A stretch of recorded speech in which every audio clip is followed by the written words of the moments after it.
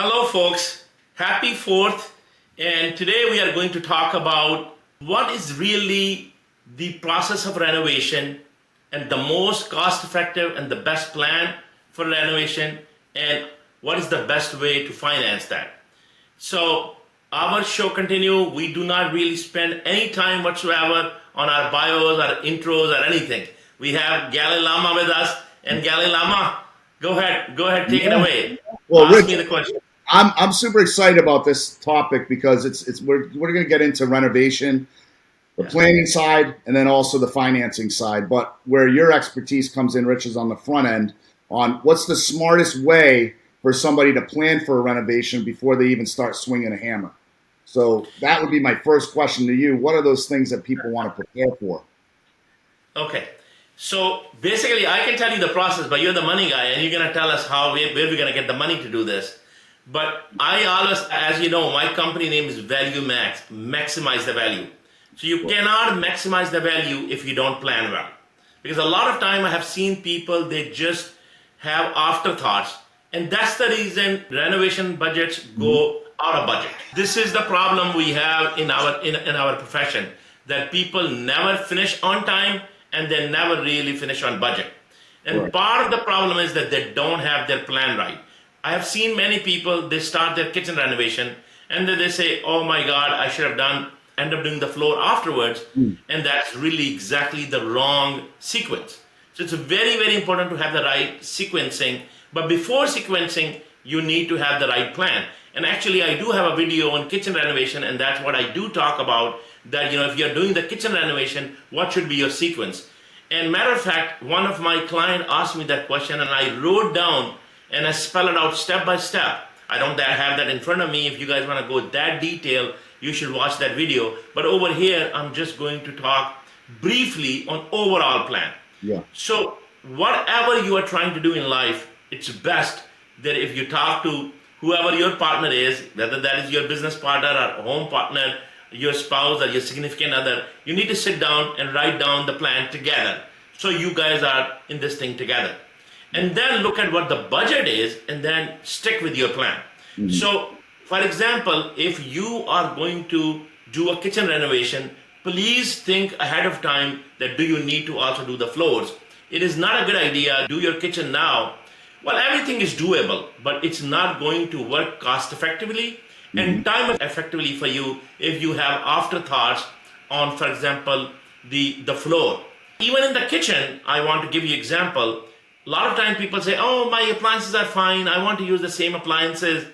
And then they have a bigger vision, and then they end up making the kitchen, they're getting the cabinets and all that, and then they decide, oh, I don't really like my current appliances. That's a little too late. Likewise, I had another client who said, look, I really don't want to put brand new cabinets. I want you to just repaint my cabinets. I hate doing that, but it was a close friend of mine, and they didn't want to spend the money. And they said, I want to really paint it.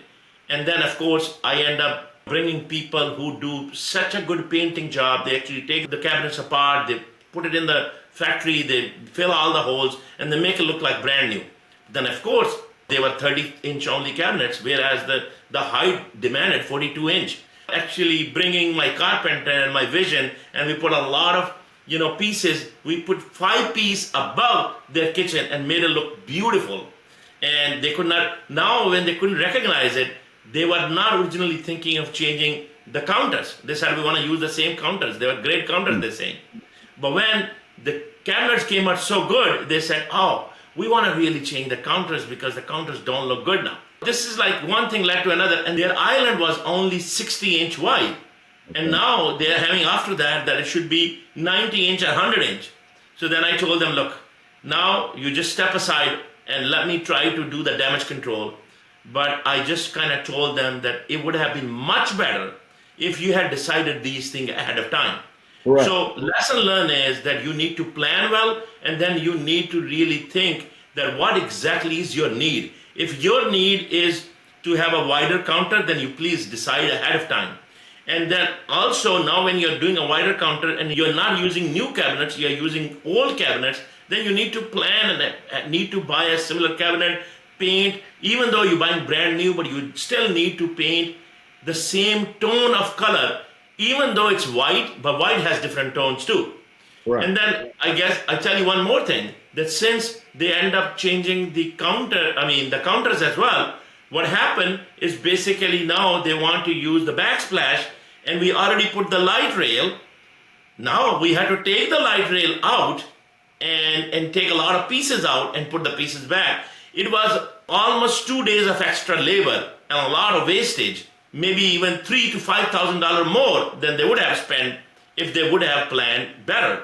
So it's very, very important that you plan ahead of time, put the right sequence. Also, whoever you're talking to, you need to also make sure you listen to the advice as well. Because you could in the beginning say, no, I don't want to do it. And then you say you don't have the budget. But when you are in the middle of it, your budget also comes and your budget grows, the time grows. But believe it or not, even with all those changes, we were able to change the entire kitchen, the counter. We made the entire kitchen, 100% renovated in 1 week. We had the kitchen working again with 1 week by putting the new sinks, new faucet, new counters, and making the island bigger. It'll look $100,000 kitchen, even with $20,000 spent.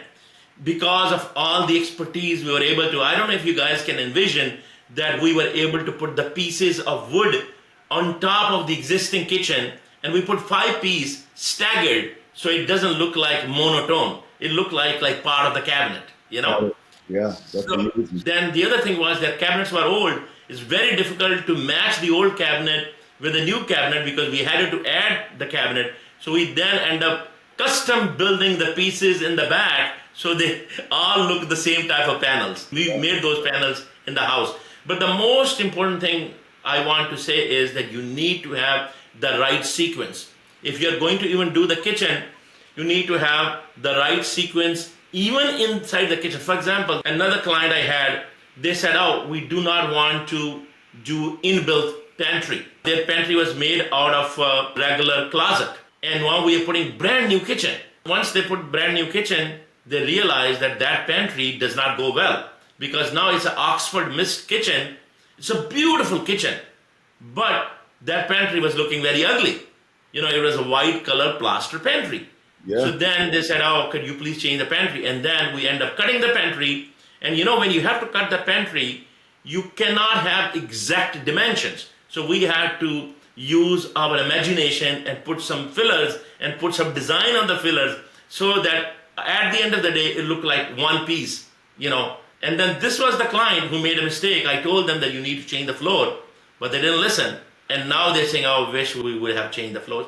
Yeah, they can still do it, but it's a little more hassle. They started it backwards. They're doing everything in reverse. It's a long of a short answer that you need to have right sequencing. And if you want to go more deeper in the sequencing, then I have a video called Planning Your Kitchen Renovation. Please watch that. And that methodology, you can use it for your other type of renovations as well. Any renovation, your bathrooms, your bedrooms, even if you're taking down a wall or, opening up a room or something. So I think to kind of recap what you just said for people to have it in bite-sized chunks, I'm thinking, first off, you got to sit with whoever your significant other is and really go through the pros and the cons of everything that you may want to do or have to do, and then get someone like you involved who's going to do the work. Make sure you pick the right person that can understand your vision and then guide you, because you might have this whole plan out and then they talk to you and you're going to say, you know what, that's not how you want to do it. This is how you want to do it. All right. So Chris, in that, I just want to add, for example, these clients example I gave you, if they had just a kitchen renovation guy, there was no way of getting these things done because then they don't have the specialties I had to bring in. In these both cases, believe it or not, I had to have the kitchen designer, the kitchen seller, carpenter, finished carpenter, HVAC guy, because we had to really redo the ducting. Okay, and then we had to bring in, of course, the appliance. We need to bring the electrician, the plumber. We need to bring all those people. And if you plan well, and that's the reason I told you, within 1 week, we were able to dig out the entire old kitchen and put brand new kitchen with counters, plumbing, electrical, everything done in 1 week. See, this is what happened. A lot of time people take months to change the kitchen, do a kitchen renovation. We did it in 1 week, and we're not talking about small kitchen here. We're talking about over $1 million home. We're talking about $80,000 work here, or $100,000 work here. And to get all that work done with such customization and bring all those skills, that's the reason you need developer type person. If you get a fixer upper, if you get a kitchen person, then you need to hire a plumber, you need to hire an electrician, you need to hire HVAC person. There's too many, things in the air. You have to connect. You have too many moving parts. So make sure you work with the person who actually have all this supply chain, so to speak, Right. and that they can bring in the people. But most importantly, plan it well with whoever you are going to work with. So Chris, I can talk all day on the details of doesn't work, but at the end of the day, the most important thing is how do you finance it? Where's the money come from, right? Yeah. So the money could come from, you can take a secondary mortgage, you can do HELOC. Or What is the best way? What is the quickest, fast, and most cost-effective way to really borrow the money and budget this whole thing? So you hit it right on the head. So there's really three choices, and this is part of your planning, right? So you have your HELOC, your home equity line of credit. We'll get into that. Cash out, a full cash out refinance, or a straight up second mortgage. So those are really your three options. So let's look at Very good. what the home equity line of credit would consist of. So that's the best, I think, overall option if you are doing a short-term project, right? And it acts like a credit card, and you only pay on what you draw from it. So in those people, in the example that you just used for your friends, I don't know how they might have money in the bank or whatnot, but say they were doing a mortgage. If they would have did a HELOC, that would have been the best option for them because they had to add to what they were doing, so they had access to money. Where if they would have just took a cash out refi thinking their kitchen was 80 grand or 50 grand, and then it cost them 80 grand, now they already locked it up with one mortgage, and now they're hunting for more money again, right? So home equity line is the most cost-effective way because the closing costs are minimal compared to doing the cash out refi. But in some cases, a cash out refinance does make sense if you're doing a bigger job, right? It's great for full remodels. It replaces the mortgage you have. So if you have one of those interest rates in the 2s or 3s, I probably wouldn't want to touch that, right? It's in this rate environment. So you want to look at all of that as well, but if the rates are competitive with what you have, a little bit off, sometimes it makes more sense just to take out that big, huge lump sum and roll it into one loan, where the home equity line of credit is more of a flexible rate that changes because it's tied to prime. And right now, if we look at prime, it's at 7.75. Typically, these loans are prime plus an adder. One, even if it's straight up prime or +1 or +2. So if you're taking out a substantial amount of money, that rate is going to be a little bit higher. So for example, if you have a 6% rate right now and you can get it all in at 6.5, even though the rate goes up, it may make more sense to just combine them into one loan. And then the last choice, go ahead. You want to go? I just want to summarize because you are well versed in mortgage and financing terms, and homeowners may be dummies like me. So they may not understand. So I just want to summarize what three things you said. Number one, you said home equity line of credit. So I do honestly agree with you, and I recommend everybody should have home equity line of credit because it doesn't cost you anything to have it. I know you said closing costs less. Actually, if you're smart, your closing costs would be almost nothing. Right. Most bank who you get home equity line of credit, they pay for the lawyer and this and that. Mm-hmm. Sometimes they only charge you $250 or $500 for doing assessment. But if you take their assessor's value or their book value, they have it through the town, then you're not paying anything. Just to give you an idea, the assessment and the assessor value is usually lower than the market value. And if you want to get market value, then you have to pay for the appraisal, which is $250, $300. And that's about it you have to pay. And sometimes the bank actually gives you that money back too as an incentive. So you're right, the prime is 7.5, but reality is the home equity line of credit, because they have a very good collateral, they end up giving you at a very, very good rate. Sometimes some bank has a special running that they say for the first year we'll give you 3% or 4%. Yep. I hand And off a lot of people off to a couple local banks where I live that offer 5.5 right now for the first yeah, year. And then it just yeah, resets, recast at prime, even yeah. without any added. So It's great. So I actually over here, honestly, the home equity line of credit, if you are smart enough and you know, they are actually right around 5% and they have more than 1 year, they have 3 year, 5 year plan. But anyway, home equity line of credit, most important thing is when somebody told me very early on that you want to get home equity line of credit approved when you don't need it. You Yeah. don't get it when you need it. You get it approved when you don't need it because that's when your finances, your loan to value ratio, your job, everything is good. When you don't have a good job or when you're tight, then you will be very difficult to get. So get the home equity line of credit when you are in a good situation, you don't need it, and that is just like Chris said, it's a credit card. Yeah. Use it only when you need to use it. Now, Chris, I'm going to ask you, and then the second option you said is a cash out. I think what I understood from cash out is that you basically pay your existing mortgage through getting a new mortgage altogether. Altogether. And now, let's say you have a 50% already equity build, the 30-40% equity build, and now you're doing the refinance. Cash out means refinance, and then you take basically $100,000-$200,000 out to use it for anything. You could use it for improvement, you can use it for business, you can use it for kids' education, you can use it for whatever else. Right. So as long as the rates are good. And then the third option, Chris, what was the third option? Well, third option is just a standalone second Second mortgage. mortgage. Second Yeah. mortgage. How does second mortgage work? Please explain. Well, you're going to you get that lump sum up front, right? So you get that one. So if you're doing $100,000, just say that you need that to do, you're doing your kitchen, your bathroom's over. You get that one lump sum, but people like that option because it's a predictable payment. It's fixed. So you know what you're getting, you know what your payment's going to be. So some people like it in that sense because it's great for defined, predetermined budget projects that you already know what the project's going to be. You've already sat down with someone like you, Rich. You walked through the house. You told them exactly what their number is going to be. You've already turned over all the stones. That would preserve them for a better rate in that sense for that second mortgage, and it's a predictable payment. I still think I would go with the HELOC, obviously, for obvious reasons, because then you can pay when you play. So if you don't want to spend any, you got that, like you said, you got that safety net, right?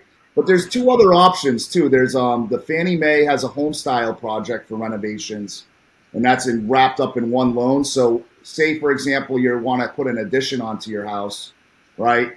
They'll go on the futuristic value of that home and give you the monies you need to do that whole improvement. So you'll get an appraisal as is, and then you hand in all that punch sheet from your contractor, right? That breaks down all the costs, and then the appraiser will take that and then give you the futuristic value based on those improvements to the home.